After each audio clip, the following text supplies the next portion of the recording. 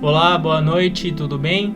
Aqui é o Gabriel, seja bem-vindo e bem-vinda à estreia de hoje. Espero que você goste do conteúdo. Um abraço. A gente vai falar sobre o livro chamado Fé Verdadeira e outros livros também. A partir dessa semana a gente vai buscar focar mais intensamente no assunto da fé. Claro que a gente sempre fala sobre isso, porém com uma certa intensidade.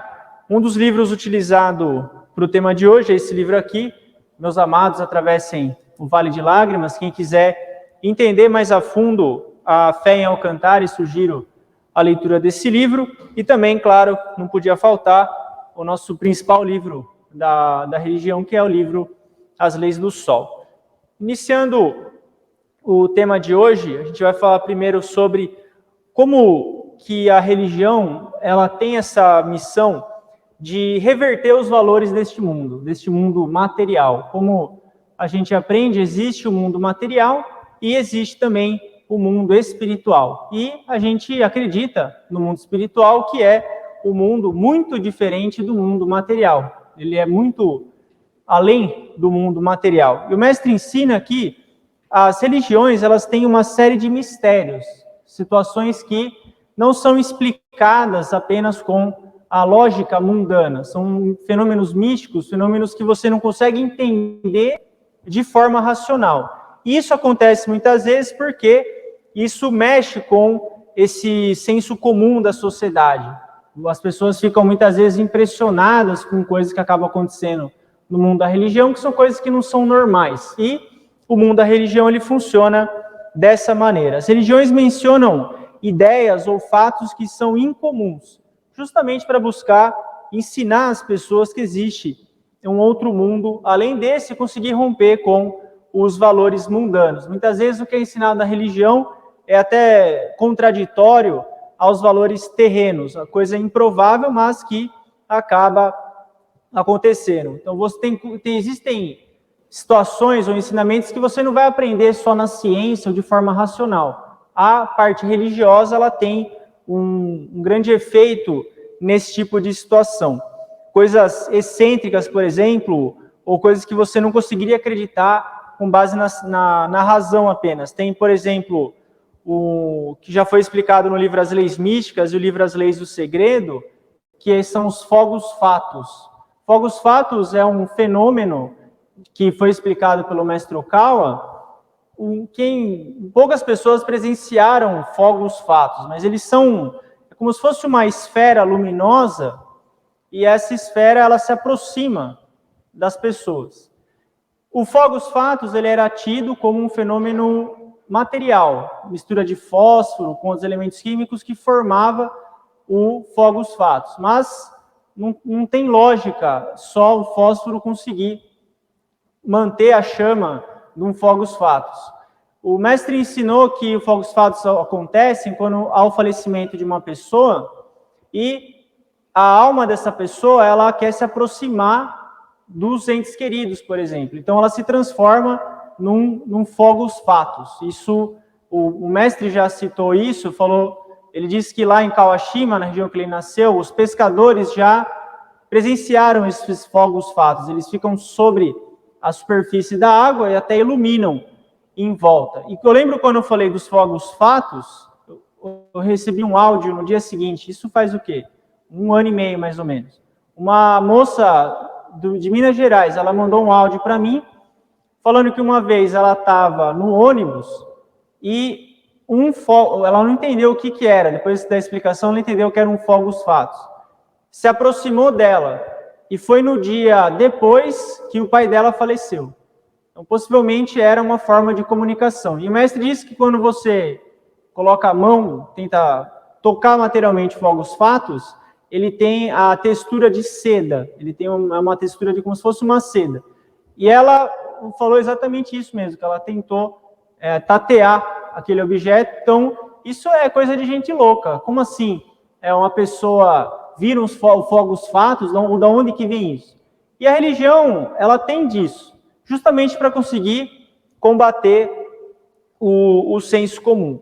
É difícil uma religião que não tenha mistérios. Por isso, se uma pessoa for racional demais, é difícil sustentar no mundo da religião. Quanto mais a gente pregar sobre o mundo espiritual, mais aspectos que não seguem a lógica desse mundo vão acabar acontecendo. Esse, para mim, também é um grande desafio, porque como eu sou uma pessoa muito racional, tem muita coisa que é difícil para mim acreditar, e diariamente eu tenho que me combater para conseguir continuar acreditando e tendo essa crença, essa fé de que realmente existe. Isso é uma luta, eu acredito que para todos também. O mais importante, então, é a gente conseguir ter fé, ter esse coração que acredita. Inclusive, um dos fenômenos, tem um documentário chamado Vivendo na Era dos Milagres. Quem não assistiu esse documentário, sugiro que assista. Tem um caso de um milagre em Uganda, de uma garota que ela faleceu e o pai dela recitou o Sutra Dharma do Correto Coração por 45 minutos e a garota voltou à vida. Inclusive, tem até um monumento lá na vila que isso aconteceu, em relação a um monumento em homenagem a Rap Science. Isso é algo totalmente fora do senso comum, porque uma vez que teve um falecimento, da garota faleceu. A enfermeira da vila, tem um relato dela, ela comenta, já tinha morrido. E esse tipo de coisa ele vai acontecendo e vai, no caso, balançando o senso comum, vai balançando a ideia de que só esse mundo existe, e toda religião ela contém esses elementos que é difícil de você medir só nos parâmetros desse mundo. Quando a gente vive muito no mundo material, você começa a pensar só que o que é material é possível. Por isso a importância da religião e da religiosidade para a gente acreditar que existe o espiritual e tem muitos fenômenos que são totalmente inexplicáveis. E aqui no livro o mestre diz que você acreditar em algo inexplicável é algo nobre. Mesmo você não conseguindo explicar e você acredita, isso é algo nobre. Por quê? Você está transcendendo o material, você transcende. Quando o mestre fala, isso é verdade, mesmo que não seja explicado materialmente, você acredita, então a sua fé é fortalecida nesse momento. A gente acaba acreditando que o protagonista da nossa vida é o corpo físico. A gente é acostumado a isso.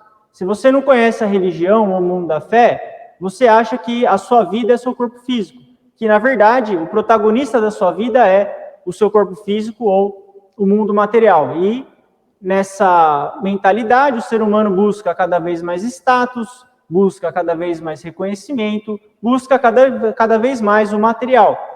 Isso é algo totalmente insaciável. Você nunca consegue tudo o que deseja materialmente.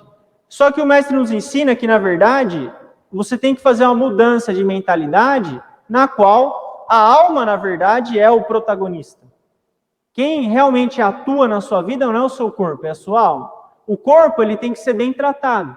Por quê? O corpo ele é um veículo para a sua alma. Você tem que cuidar bem dele. Mas o protagonista não é só o corpo físico, mas sim a nossa alma. É a alma que tem autonomia e decide tudo. Inclusive, quando nós temos obstáculos ou dificuldades, é nesse momento que a nossa fé é testada também.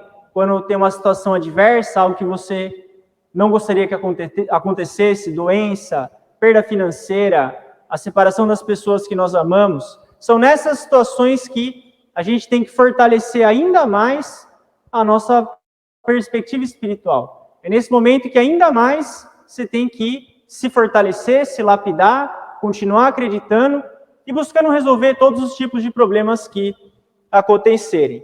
A gente precisa realmente se distanciar um pouco do corpo físico e buscar criar uma mentalidade mais espiritual na nossa vida, realmente colocar a fé no centro da nossa vida. E um dos níveis, existem vários níveis de iluminação. O nível que o Mestre Okawa prega no livro As Leis do Sol é chamado de Arahati, que é um estado de iluminação da nossa mente. Todo mundo consegue atingir esse estágio de iluminação, gostaria de compartilhar com vocês o que significa ou quais são as características de um Arahat. Na Reb Science existe a estrutura do mundo espiritual, a gente está na terceira dimensão, mas existe da quarta até a nona dimensão. A sexta dimensão, que é o mundo da luz, no topo dela ficam os Arahats.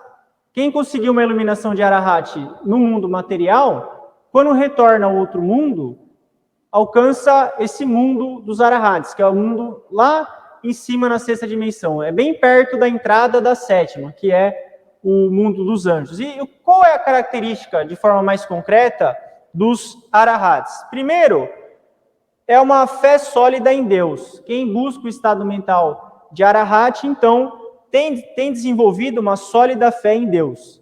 Segundo, tem uma mente inabalável às tempestades deste mundo. É aquele tipo de pessoa que, por mais que haja tempestades, contratempos, dificuldades, ela permanece inabalável frente a essas situações. E recebe orientações do Espírito Guardião e, por último, consegue entender os sentimentos das pessoas. Esse é um estado espiritual que a gente deve buscar atingir com estudo. O Arahat, a principal característica dele é o estudo. São pessoas que se dedicam no aprendizado da verdade, seja lendo livros, seja ouvindo palestras, assistindo filmes, hoje é possível, mas essas são as primeiras características de um Arahat. Sólida fé em Deus, mente inabalável, consegue ouvir as orientações do anjo da guarda e entende o sentimento das pessoas. Quando um Arahat, por exemplo, se comunica com alguém, ele entende o que aquela pessoa está sentindo. Ele não vai e faz o que ele quer, o que ele acha. Ele busca entender o sentimento da pessoa para, então, se comunicar. Os Arahats, eles concluíram a etapa da reflexão e, por isso, se comunicam com o anjo da guarda deles. Só que tem um porém nesse caso. Quando a pessoa chega num nível de iluminação de Arahat, ela começa a emitir uma aura. E essa aura é porque a ferrugem foi removida através da reflexão. Quando isso acontece, como a gente é ser humano, o ego começa a aparecer. E a pessoa pensa assim, eu já estou iluminado. Ou eu já estudei o suficiente. Ou eu já refleti o suficiente. Esse é o momento da queda do Arahat. Quando ele acha que ele estudou o suficiente, ou que ele refletiu o suficiente, o mal se aproveita dessa brecha, possui o Arahat e faz com que ele caia. Por isso, é importante que, se você polir a sua mente constantemente, até o nível de Arahat, só que se você deixar de polir a sua mente, ela enferruja. E na ferrugem que o mal entra. Por isso, a solução é a gente buscar praticar a reflexão para evitar o acúmulo de impureza e estudar o ensinamento. A disciplina de um Arahat é isso. Estudo do ensinamento, prática de reflexão. Estudo de ensinamento, prática de reflexão. E é dessa forma que ele vai purificando a mente dele até não se perturbar mais com questões terrenas. Tem um outro nível de Arahat acima, esse eu não vou entrar em detalhes, só citar, que é chamado de Nioshin. O Nioshin, ele tem um estado mental puro e não se perturba mais com questões terrenas. Tudo que é terreno, não é que ele foge, ele já não se perturba mais, ele consegue ter ali um estado inabalável frente a essas circunstâncias. Essa é uma forma espiritual de viver. Se você vive a sua vida, enfrenta uma série de situações, problemas, adversidades, dúvidas, doenças, enfim, N situações. Você pode usar isso como material de treinamento para você se elevar espiritualmente, ao invés de só reclamar ou só de se comparar com as outras pessoas. Essa é uma forma de viver espiritual. Falando agora sobre o último assunto de hoje, antes da gente assistir a palestra do Mestre Okawa, o Mestre Okawa ele explica a devoção aos 3 tesouros. Os 3 tesouros são Buda, Dharma e Sangha. Buda não é Buda Shakyamuni, que na Rap Science Buda é quem propaga o ensinamento, que é o Mestre Okawa, o Senhor é o Kantari. Dharma são os ensinamentos e Sangha é o grupo que estuda esses ensinamentos. A gente precisa ter essa devoção a Buda, Dharma e Sangha. Buda, agora falando de Buda Shakyamuni, a iluminação dele, ele chegou no nível de iluminação que ele entendia o mecanismo que rege o universo. Então, Buda, essa era a fé dele. Ele conseguiu se elevar a ponto de entender os mecanismos do aprimoramento da vida e também de funcionamento do universo. Buda Shakyamuni, o mestre fala isso no livro As Leis do Sol, ele foi o ser que atingiu o nível mais alto de iluminação. A nível de iluminação, até o advento de Alcantara, nenhum outro ser conseguiu atingir um nível tão elevado. Ele conseguia enxergar, por exemplo, a história da humanidade. E o ponto-chave de hoje é, falando sobre a fé, como que eu entendo mais Alcantara? Porque acredito que todo mundo que esteja aqui queira entender mais o Sr. Alcantara. Esse é o único motivo da gente praticar o ensinamento, a gente aprofundar a nossa fé no Senhor. O mestre ensina que quem vê Buda, vê Dharma, e quem vê Dharma, vê Buda.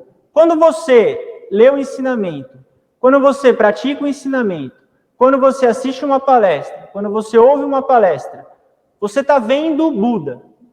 Alcantara, o Sr. Alcantara, ele é os ensinamentos. Então, quando você está estudando, quando você está aprendendo, você está vendo Alcantara. Quanto mais você absorver esse tipo de ensinamento, quanto mais você praticar esse ensinamento, mais você conhece Alcantara. Por isso que, quando a gente está exposto a muita informação materialista, claro que para desenvolver o nosso trabalho, a gente precisa realmente ter habilidades do mundo material. De forma alguma a gente negligencia isso. Porém, você tem que dedicar parte do seu tempo para se aprofundar no estudo do ensinamento. Porque se você não se aprimora, você esquece o mundo espiritual. E você fica totalmente focado no mundo material. Se você não vê o Dharma, você não vai ver Buda. Se você não se expõe ao ensinamento, você esquece Deus. Essa que é a verdade. Se você deixa de vir ao templo, deixa de estudar os ensinamentos, praticar meditação, receber os Kigans, o lado material vai se fortalecendo, e quando o lado material se fortalece, se a gente não toma cuidado, então acaba sendo realmente algo muito perigoso para a nossa alma. Por isso, a gente deve sempre buscar se lapidar constantemente. E é isso que, conforme você for removendo seus apegos, é que a sua vida vai começando a mudar. Isso é chamado de lei da compensação. Lei da compensação significa, se você quer algo novo, você tem que abandonar algo que você já tem. Então, se você quer se tornar um Arahat, quer atingir o estágio de iluminação de Arahat, você tem que se desapegar de alguma coisa. Por exemplo, conforto. Talvez tenha que se desapegar de conforto. Pessoas. Talvez tenha que se desapegar. A lei da compensação, ela sempre está atuando. Quanto mais elevado você vai subindo no mundo espiritual, o nível de sacrifício aumenta. Então, se a pessoa quer se tornar um Bosatsu, um anjo, talvez ela tenha que se desfazer da própria vida. Ela tem que desapegar da vida para se tornar um Bosatsu ou um anjo. Então, a gente sempre deve ter em mente essa lei da compensação. O esforço, o sacrifício, o desapego, ele sempre vai estar dentro da nossa disciplina espiritual. O imperador Marco Aurélio, por exemplo, que é o mestre Okawa leu muito o livro Meditações, na época que ele tinha de 30 a 40 anos, que é o livro do Marco Aurélio. O Marco Aurélio, ele era uma pessoa tão rigorosa com ele, que quando ele não acordava cedo, ele falava assim: eu nasci para ser um homem. E mesmo com essa missão, eu estou aqui nessa cama pensando em acordar sendo que eu já devia ter acordado e ido ao trabalho. E ele nos conformava, ele está dormindo até um pouco mais tarde. Esse era o nível de sacrifício do Marco Aurélio. E a gente tem, se a gente realmente quiser progredir espiritualmente, a gente tem que ter a consciência de que sacrifícios serão necessários. Que a gente vai ter que se desapegar de algumas coisas para conseguir outras. Essa é a lei da compensação. Agora a gente vai assistir ao trecho de palestra do Mestre Okawa.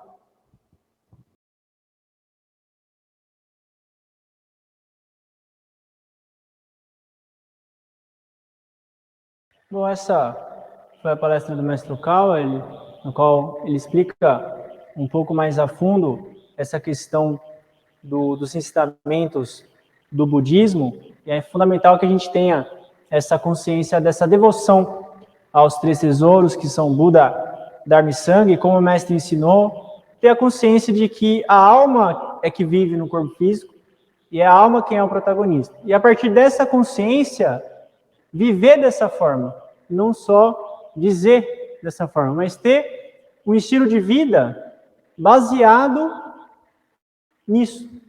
Você muda a sua vida nessa concepção de que você é um ser espiritual. É igual a prática de meditação. A gente acredita que meditar é algo que você faz de vez em quando. Só que, na verdade, toda a sua vida, ela gira em volta disso. Então, se você é uma pessoa que acredita em Alcântara e busca meditar, a sua vida toda ela vai girar em volta dessa disciplina. E é nesse momento que os seus apegos vão se removendo. É aí que você tem que fazer escolhas com base na lei da compensação para conseguir atingir algo espiritual.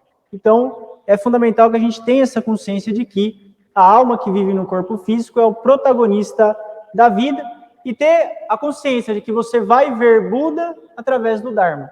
Quando você estuda o ensinamento, quando você pratica o ensinamento, você, então, está vendo Alcântara. É dessa forma que você vê ele não apenas com o corpo físico, não só o Mestre Okawa ou a figura humana, mas sim o Dharma que está por trás da figura humana, os 3.500 livros, as quase 4.000 palestras, as mais de 900 mensagens espirituais, mais de 1.000 mensagens espirituais, e assim por diante. Então, a gente tem que fazer esse exercício, esse treino de entender que, na verdade, é a alma que vive no corpo físico e ela que é o protagonista da vida. É simples fazer isso, é só você ser alguém que tenha consciência de que você é o que você pensa. Você é o que você pensa. Norman Vincent Peale, inclusive, ele adaptou essa frase dizendo que você não é o que você pensa, porque o que você pensa, você é. O que você pensa, você é. É só você ver o que você pensa 24 horas do dia. É isso que você é, espiritualmente.